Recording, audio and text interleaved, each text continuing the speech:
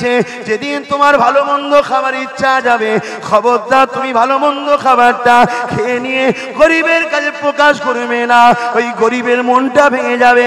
আরে যে নবী খাবার দ্বারা গরিবের কষ্ট দিতে চাই না, সেই নবীর উম্মত কখনো আতঙ্কবাদী সন্ত্রাসী হতে পারে না।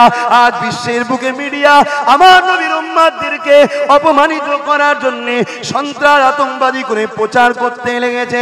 এ যুবকেরা, তরুণেরা, বাপেরা, এই জায়গাতে আমাদের সকলকে ইনসাফ ইনসানিয়তে আমার রাসূল যে আদর্শ শিখিয়ে দিয়েছে, ওই আদর্শর কাজ সমাজের বুকে প্রচার করতে হবে। তাহলে দুনিয়া বুঝে নেবে মুহাম্মদ রাসূলের আখলাক চরিত্র।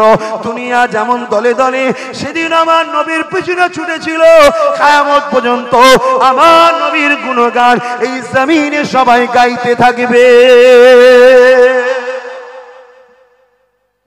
আমরা তো লুটার ধান্দে আছি, দেবো কি করে? কি অসুবিধা হচ্ছে নাকি?